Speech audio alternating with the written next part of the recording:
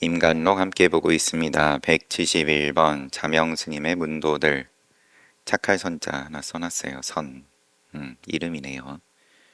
복주 선 스님의 자명스님의 으뜸 제자다. 앞에는 계속 상수제자 하다가 한자가 좀 다른지 으뜸 제자다. 당시 뛰어난 스님으로는 도오오진 스님과 양기방위 스님을 손꼽았으나 그들도 모두 선 스님을 추앙하였다. 일찍이 금난사에 이르니 가진 점용 스님은 자명 스님을 칭견했다는 자부심에, 이 선 스님이 금난사에 갔을 때겠죠. 가진 점용 스님이 자명 스님을 칭견했다는 자부심 때문에 천하에는 특별히 마음에 새겨둘 만한 인물이 없다고 여기고 있었다. 막 부정적인 의미라기보다는 너무 도인을 한번 보고 나니까 그 다음에는 눈에 들어오는 사람이 없었다 정도로 보고요. 그러나 스님은 그와 이야기한 후 그가 깨치지 못했음을 알고서 비웃었다. 대명사라 좀 그렇지만 선 스님이 가진 점용 스님 만나서 얘기 나눠보니까 깨치지 못했음을 알고 비웃었다로 보고요. 하루는 두 사람이 산길을 걷다가 가진 스님이 불법을 거론하면서 기봉을 발휘하자 선 스님은 조약돌 하나를 주어 바위 위에 놓고서 말하였다. 그대가 여기에다 일전어를 놓는다면, 한마디 해볼 수 있으면 그대가 자명스님을 칭견했다는 사실을 인정하겠다. 앞에 선스님은 자명스님의 으뜸 제자이다. 그런 거를 이 가진 점용스님이 몰랐는지, 아니면 알면서도 내가 자명스님 한번 본 게 더 커, 선스님이 자명스님 제자라고 해본들 그런 입장이었는지 여하튼 간에 그러니까 이 선스님이 한번 그거를 찔러주는 모양이 이와 같습니다. 조약돌 하나를 주워가지고 바위 위에 두고 당신도 그럼 한마디 놓아보세요. 가진 스님이 좌우를 두리번거리며 머뭇거리자 선 스님은 큰 소리로 꾸짖었다. 조약돌이라도 찾았는지. 선 스님이 머뭇거리며 생각하느라 기봉이 멈췄으니 정식을 벗어나지 못했는데 어떻게 꿈엔들 노스님을 칭견하겠었는가 하였겠는가. 가거라 꺼져라, 어디서 팔아먹고 있어. 이에 가진 스님은 매우 부끄러워하고 두렵게 생각하여 상화산으로 돌아가야겠다는 생각을 하게 되었다. 자명 스님은 가진 스님이 돌아오는 것을 보고 말하였다. 자명 스님 있는 곳이었던 모양이네요. 가진 스님이 돌아오는 걸 보고서 진짜 행각인이란 반드시 시절을 알아야 하는데 무슨 바쁜 일이 있기에 여름 해제가 된 지 얼마 되지 않아서 이곳에 왔는가. 선 스님이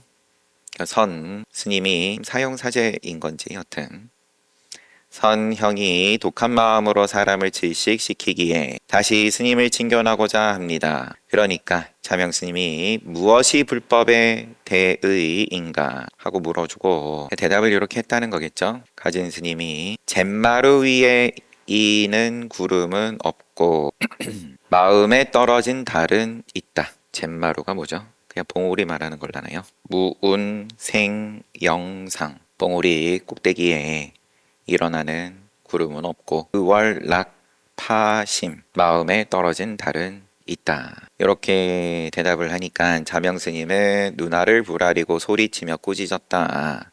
도끼 눈 뜨고 머리털이 하얗고 이빨이 엉성이 빠져서까지도 오히려 이러한 견해를 가지고 있으니 어떻게 생사를 떠날 수 있나. 나이도 들었는지 아니면 나이, 몸의 나이 말하는 거겠죠. 여태까지 그 정도 가지고 떠들고 다니면 어떡하냐. 참 안타깝다. 가진 스님은 감히 머리를 바로 들지 못하고 양볼의 눈물이 턱까지 흘러내릴 뿐이었다. 한참 후 다시 묻기를 모르겠습니다. 무엇이 불법의 대의입니까?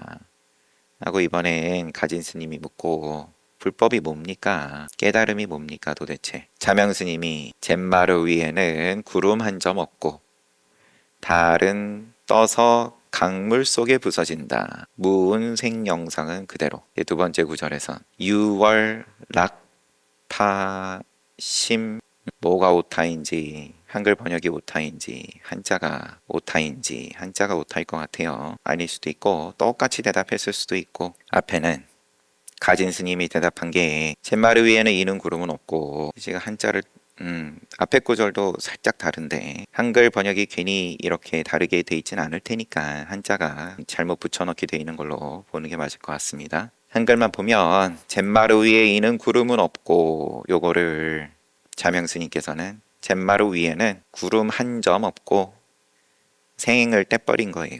마음에 떨어지는 달은 있다. 요거를 갖다가 또 자명스님은 달은 떠서 강물 속에 부서진다. 가진 스님은 이 말에 크게 깨쳤다. 가진 스님은 맑은 기품이 뛰어나고 기변이 민첩하여 총림에서는 스님을 두려워하였는데 이렇게 크게 깨친 이후로는 기변이 민첩하고 그래서 다들 경외하였다. 취암사에서 개법하였을 때 다음과 같이 설법했다. 천하 불법이란 한 척의 배와 같은데 불법이 통째로 배와 같다. 사형 대령 도관은 뱃머리에 앉았고 납작머리 해남은 중간에 있고 가진은 나 가진은 노를 잡으니 동쪽으로 가는 것도 나에게 달렸고 서쪽으로 가는 것도 나에게 달렸다라고 당당하게 사자우를 토했어요. 한편 선 스님은 얼마 후에 칠민 지방으로 돌아왔는데 미치광이처럼 꾀죄죄한 모습으로 거리를 방황하니 아무도 그를 알아보는 사람이 없었다. 혹자는 만년에 복림사에 주지를 하였다는 말을 들었다고 한다. 전체적으로는 선 스님에 대한 소개이고 임간록의 취지도 이름이 크게 드러나지 않은 가운데에 또 고명한 도인들에 대한 소개가 한 가지 주요한 뜻이기에 선 스님이 대중들은 잘 모르겠지만 이만큼 훌륭한 분이고 이러한 일화들이 있고 또 지금 같은 경우에는 가진 스님이 이름이 높은 분이고 가진 점용 그런데 이 가진 점용 스님이 크게 깨달을 수 있었던 그 배경에는 또 선 스님의 불러일으키는 분심을 불러일으키는 그래서 거기에 머무르고 만족하지 않고 다시 찾아가서 자명 스님 찾아가서 도를 구하고 자명 스님도 또 같은 색으로서 더 밀어붙이고 머리털이 하얗고 이빨이 엉성이 빠져가지고는 아직도 그러고 있으면 어떻게 생사를 떠날 수 있나 궁지에 몰렸다라고 해도 애매한데 본인은 궁지라고 하지만 그 가운데 더욱 궁지에 몰아넣어서 잿마루 위에 일어나는 구름이 없다 이런 소리에서 잿마루 위에는 구름 한 점 없다 여기에 깨쳤다. 이거는 맞고 저거는 틀리고 이런 시비는 안 할 테니까 이미 여러 가지 변주된 말로써 인과에 떨어지지 않는다. 인과에 어둡지 않다. 즉심즉불이다. 부처도 아니고 마음도 아니다.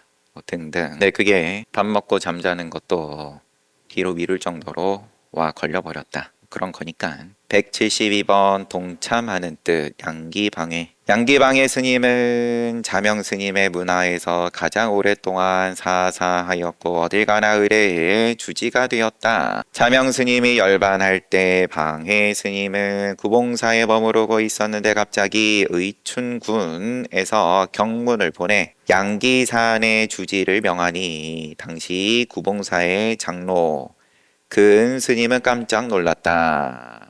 긴급 발신 와가지고 양기산의 주지 임명서가 날아오니까 구봉사 전일은 구봉사의 대중 가운데 장로 근 스님이 놀라며 방회 감사는 주석이 절의 모든 사무를 맡은 직제라고 되어 있습니다. 절이 규모가 작으니까 가능한 건지 여튼 방해 감사가 언제 참선을 하였단 말인가. 만일 이 명을 수락하면 고울의 바람을 잃게 될까 두렵다. 제 수행 참자 아닌데 살림만 살았는데 언제 참선을 하였단 말인가. 이 명을 수락하면 고울의 바람을 잃게 될까 두렵다. 고울이 의충군을 말하는지 이렇게 생각하고 혼자서 근심하였다. 방해 스님이 고울의 초청을 수락하고 법자에 올라 설법하니 그 기계와 설법이 격식을 뛰어나 격식을 넘어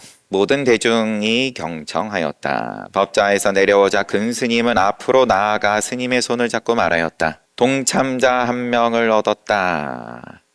동참하는 일이 무엇입니까? 함께 참고한다라는 것이 함께 수행한다라는 게 뭡니까? 양기가 쟁기를 끌면 구봉은 쟁기 자루를 잡겠다. 앞장서라. 그럴 때라면 양기가 앞에 있습니까? 구봉이 앞에 있습니까? 스님이 머뭇거리는 찰나에 방해 스님이 큰 소리로 꾸짖었다. 동참하려 했더니 동참이 못되겠군. 그 후로 스님의 명성은 여러 총림에 더욱 알려졌으며 문화를 지나는 납자들은 스님에게 굴복하지 않은 이가 없었다. 드러내지 않고 감출 때 아무도 몰라보다가 또 드러내서 펼칠 때에는 거침이 없다. 다 쓸어버린다. 한 번은 눈이 내리자 이를 계기로 대중에게 설법하였다. 내 잠시 머무르는 집 담벽은 헐어. 내 잠시 머무르는 집 담벽은 헐어. 담벽은 헐어. 담벽을 헐어. 담벽은 헐었고 책상 위에 가득한 진주빛 눈발 목을 움츠리며 가만히 한숨 짓다가 나무 아래 살았던 예쁜을 돌이켜 생각하노라. 살림도 안 중요한 건 아니지만 헐어버린 담벽으로 눈이 숭숭 눈발이 숭숭 목을 움츠리며 가만히 한숨 짓다가 나무 아래 살았던 예쁜 서가모니 부처님 돌이킨다. 그의 살림살이며 품격은 의례 이와 같았다. 그래서 양기파를의 개조가 되었다. 일원상의 의미 앙산해적 동그라미를 허공에다 그리고 내지는 편지를 주고 받음에 아무것도 안 쓰이고 동그라미 하나 그려놓고 보내고 받고 등등. 앙산 해적 스님에게 어느 스님이 묻기를 의례 스님께서 학인들에게 설법할 때 원상 하나를 그려 보이거나 글자를 써 보이는 경우가 많은데 무슨 뜻입니까? 즐겨서 요렇게 하시는데 거기에 어떤 뜻이 있습니까? 큰 스님이고 도인이고 이렇게 이제 명성이 높으신데 그럼 보통 의미는 아닐 텐데 그래도 어느 스님이 물었어요. 그것도 부질없는 일이지 그대가 만일 깨달았다 하여도 밖에서 얻어온 것이 아니며 깨닫지 못하였다 하여도 잃어버림이 아니다. 동그라미가 궁금해? 동그라미가 궁금한 건 이제 도가 궁금하니까 이제 동그라미로서 묻는 거고 그래도 또 스님이고 할 테니까 질문하는 입장이 그 거기에 담겨있는 불법이 스님의 도가 뭡니까? 부질없어. 내가 얘기해줘서 너가 깨달았다 하여도 그럼 그것은 내가 말해줘서 깨달은 게 아니다. 깨닫고 나서 보니 방편일 뿐이다. 방편이 전부여서 전심전력으로 방편에 의지해서 그래서 그 덕분에 성공했다. 그러고 났더니 그 방편은 사실은 아무것도 아닌 거구나. 올바르게 깨달았을 것 같으면 그걸 스스로 본다. 깨달았다 하여도 그러면 그게 밖에서 온 것도 아니고 내지는 깨닫지 못했다고 해서 잃어버린 것도 아니다. 없어진 게 아니다. 얻을 거였는데 내가 이래저래 부족해가지고 얻지 못한 게 아니다. 이제 묻겠는데 그건 됐고 동그라미는 역할 다 했고 너가 나한테 와서 물었으니까 믿기는 역할 다 했고 참선하는 도를 배울 때 여러 설림의 노스님들이 그대의 몸을 어디 가리키며 너의 불성이냐고 하면 너의 몸을 가리키며 몸을 어디 가리키며 뭐 어디가 됐든 몸 가리키며 너의 불성이냐고 하면 말하는 것이 불성일까 묵묵히 있는 것이 불성일까 아니면 모든 것이 불성일까 모든 것이 불성이 아닐까? 이미 잔뜩 경전이고 어록이고 가지가지로 주워들은 거는 많을 텐데 그 중에 대략 그럴싸한 거 골라가지고 얘기할 거냐? 만일 말하는 것이 불성이라 한다면 마치 장님이 코끼리의 코와 귀와 어금니를 더듬는 격이며 세상 사는 식으로 요거하고 그 다음 단계 또 요거하고 밥을 하면 그럼 쌀을 구에다가 씻어가지고 물에 불리고 밥솥에 앉히고 그러니까 순서로 여전히 속인으로 대답하는 거고 말하는 것이 불성이라 할 것 같으면 그러면은 이쪽 저쪽이 있을 수밖에 없는 거고 동그라미 꼬표인 거고 말 안 하는 건 불성 아니야 그럼? 등등 침묵을 불성이라 한다면 그럼 돌멩이니까 이는 무사무념이니 코끼리의 꼬리를 더듬는 격이다. 코끼리 코 얘기했더니 아니다 다시 해라. 귀 아니다 다시 해라. 어금니 아니다 다시 해라 했더니 그렇다고 대답 안 할 수는 없는 노릇이니까 다 갖다 버리고 꼬리를 더듬는 격이다. 말하지도 않고 침묵하지도 않는 것을 중도라고 생각한다면 이것도 아니고 저것도 아니라 하니까 그러면은 말하지도 않고 침묵하지도 않는 것을 중도다, 불법이다 라고 생각한다면 코끼리의 등을 매만지는 격이며 모든 것이 불성이라고 한다면 이는 코끼리의 네 발을 더듬는 격이며 모든 것이 불성이 아니라고 한다면 이는 본래의 코끼리까지도 부정해버리는 것이니 공이라 만들어진 견해 모양에 빠진 격이다. 수많은 장님들이 모두 코끼리를 보았다 말하지만 그러니까 뭐라 대답을 하든 다 그냥 이 부위 저 부위 더듬는 거에 불과하다. 수많은 장님들이 모두 코끼리 보았다 하지만 그들이 어떻게 코끼리 위에 올라앉아 저마다 다른 모습에 다른 이름을 붙여온 줄을 알겠느냐. 그대가 육구를 깨치려 한다면 코끼리를 더듬지 않는 것이 제일이다. 지금 그대가 보고 느끼는 것을 불성이라 하지 말아야 할 것이며 또한 불성이 아니라고도 말하지 말라. 이 때문에 조사가 말씀하셨다. 이것도 아니다 저것도 아니다 하지만 그런데 또 답은 내놓으라고 하니까 몸이 찢어질 지경이다. 이쪽에서 당기고 저쪽에서 당기는데 버티다가 이 때문에 조사가 말씀하셨다. 계속해서 지금 앙산 해적 스님의 답인 거예요. 법문인 거예요. 보리는 본래 있는 것이 아니나 그렇다고 볼이 아닌 것도 아니니 육조 스님의 개송 신수 스님의 개송과 상대하여서 지으셨던 그 개송을 역시나 또 빗대서 활용해서 보리 본무시 보리는 본래 있는 것이 아니고 또 영무 비보리 또한 아니고 볼이 아닌 것도 없으니 기어이 볼이 있는 곳을 찾는다면 몸이 다하고 겁이 지나도록 미혹하리라. 종신 누검미 또 말하였다. 본래 무일물 하처 유진해. 이건 육조스님 개송 그대로 갔다가 본래에 한 물건도 없는데 어느 곳에 티끌이 있을까. 앙산 스님의 사제 향엄지한 노스님도 이렇게 말했다. 또렷하고 분명하여 아무것도 붙은 것 없이 홀로 우뚝 섰으니 무엇을 의지하리.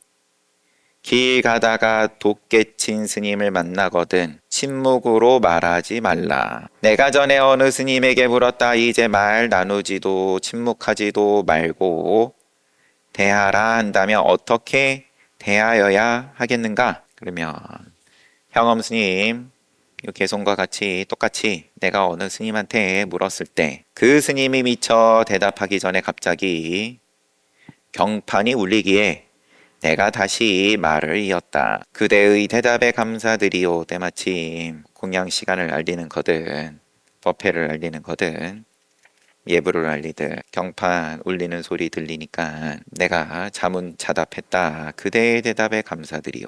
향엄 스님을 내가 마주했을 것 같으면 그럼 나는 이렇게 한마디 했을 거다. 이런 상에 대해서 어느 스님이 앙산 스님께 물으니까 쭉 이렇게 말씀하시고, 부질없다. 어떻게 이야기를 해도 다 아니다. 아니다. 코끼리에 빗대 가지고도 또 그렇지만 답 없는 거 아니다. 답은 분명히 있다.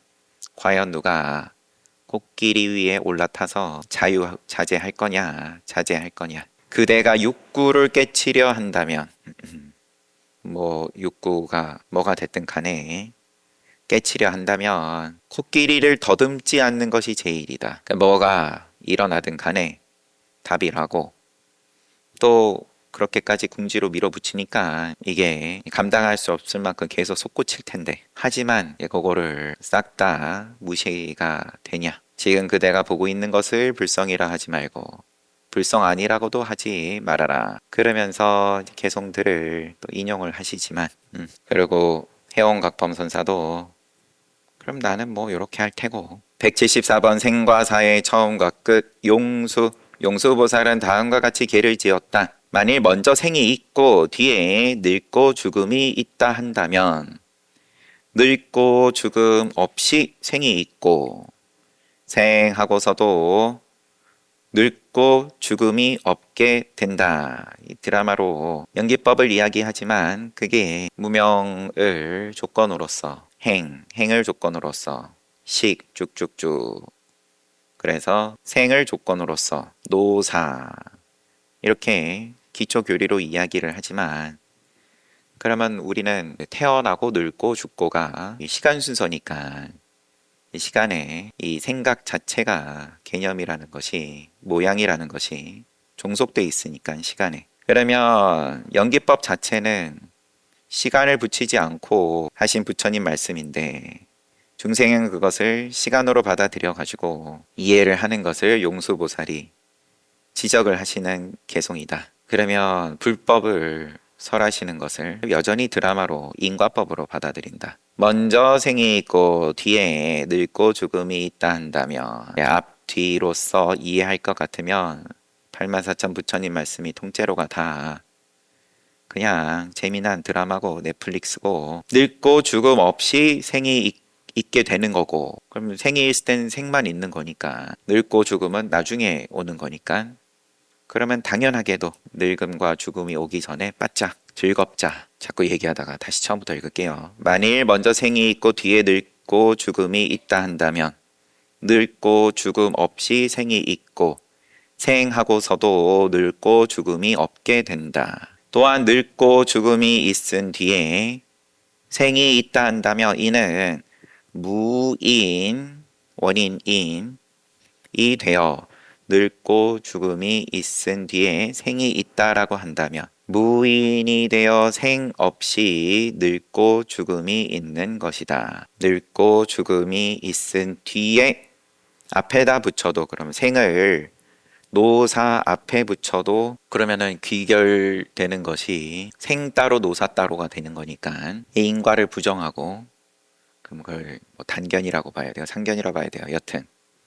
그러면은 또 뒤집어서 생을 늙고 죽음 뒤에다가 놓고 보더라도, 그러면 생이 뒤에 붙었으니까 생 없이 노사가 있는 건데, 그럼 그것도 역시나 이치로 봐도 말 안 되는 거 아니냐. 중론이고 출처는. 이 개로서 중생의 생사 관계를 보면 둥그런 고리에서 처음과 끝을 찾는 격이니 될 수 없는 이야기다. 그리하여 나는 머무르고 떠나는 사이에서 이 뜻을 깨달아.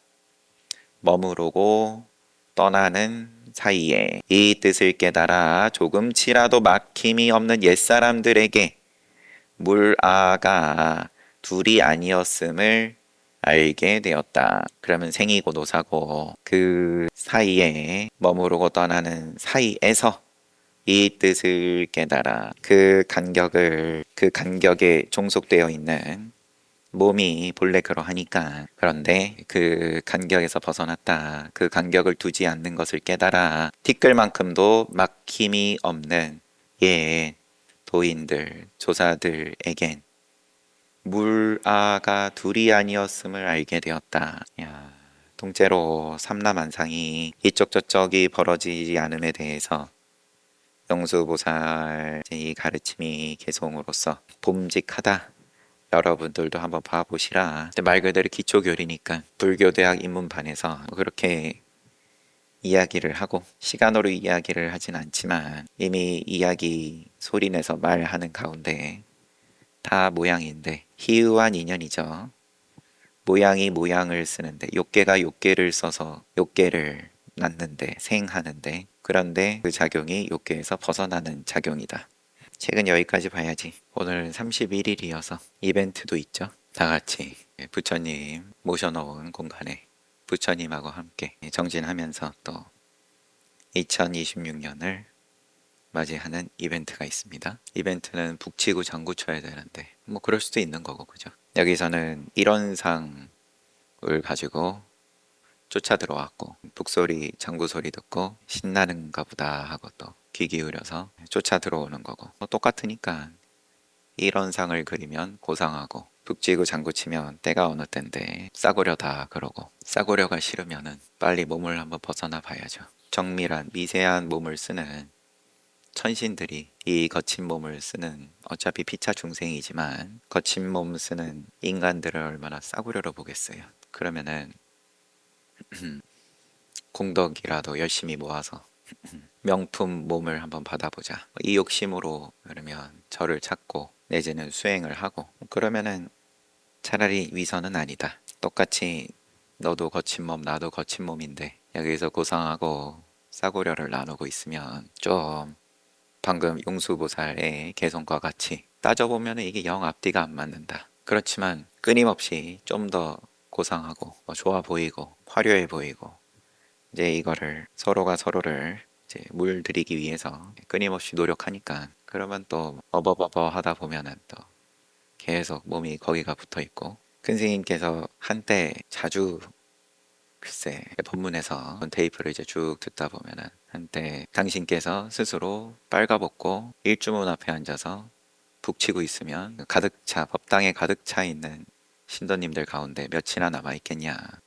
그때는 뭐 시기로 봤을 땐 이제 범어사 소임 맡으시기 전이었고 뭐 그런 생각은 전혀 없으실 때였었던 때인데 그러면은 사실은 도를 구한다고 수행을 한다고 이렇게 많은 사람들이 대중들이 동참하고 있지만 그러면은 몇 번 찌르지 않아도 미천이 금방 드러난다. 시비가 일어나는 거고 도인이 왜 저러냐 그러면은 쓰는 모양 따라서 사실은 모양을 쫓아서 온 거 아니냐 이런 질문을 앉아있는 분들한테 한 건데 뭐 저도 그 가운데 앉아 있는 거고 앉아 있었던 거고 이런 모양 쓰시면은 아 참 도인이고 훌륭하다 그러고 가까이 하다가 다른 모양을 쓰면 또 그게 획 뒤집어지고 마음에서 일어나는 거야. 뭐 당연히 그런 거고 몸에 좋은 거 보면 당연히 눈이 한번 더 가는 거고 독을 보면 독사를 보면 얼른 피하는 거고 그렇지만 스스로 그렇게 작용하는 걸 보냐 못 보냐 여튼 간에 일주일 동안 용맹정진해서 또 많은 분들께서 이제 그 큰 이익을 직접 맛을 봤다고 생각을 하거나 내지는 그 이익 분명히 함께 하는 중이지만 아직 스스로 그게 잘 와닿지 않거나 상관없다. 누구나 환영한다. 그러고 시비가 일든 기쁨이 일든 하지만 버텨서 시간 보내면 몸은 둔하니까 어쩔 수가 없다. 서가모니 부처님께서 인정하신 몸의 딜레이는 다음 생까지는 기다릴 줄 알아야 된다. 못 기다리면 어쩔 수 없고 잘 봤습니다 하셨다 정진합시다.